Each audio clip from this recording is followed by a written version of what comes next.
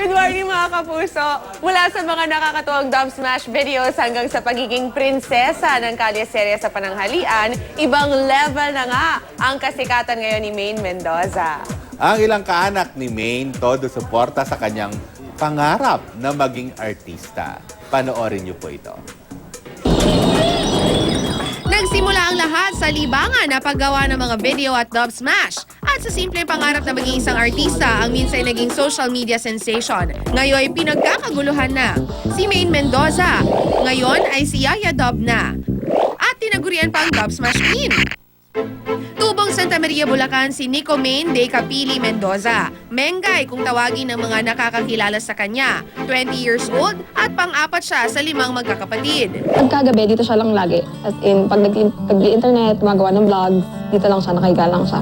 Dito siya nag-makeup. Pag nagsasariling makeup, dito siya. Ito yung mga bigay ng mga fans. Yan. Yan.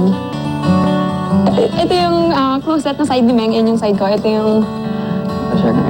Ayan. Nakapagtapos ng kursong culinary arts si Maine at nakapag-OJT pa sa isang sikat na resort sa New York. After graduation, sinubukan din ni Maine na mag-apply bilang flight attendant sa isang airline company sa bansa. At habang hinihintay ang hiring period ng naturang airline company, nag-focus muna si Maine sa pagtulong sa kanilang family business.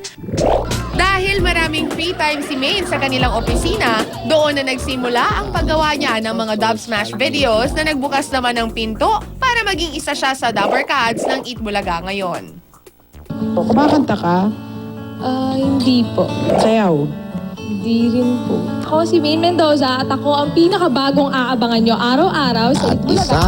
July 4 ng taong ito, nagsimulang mabuo ang pangarap ni Maine na maging isang artista. Minsan nawawala rin ako sa sarili ko. Totoo ba to? Sabi ko nga, natulog lang tayo. Ba't pagising natin ganito ka na?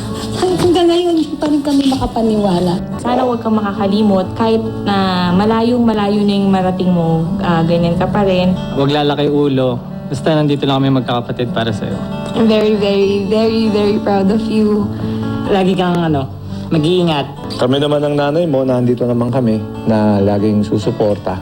Ika nga, good things come when you least expect it. Biglang sikat man ang nangyari sa'yo, Maine, ito ay dahil lahat kami napapasaya mo. Cute ni Mengay. Mengay, Oo, laki si Mengay, feeling Mengay. close. Oo. Close kami, we're tight, you know.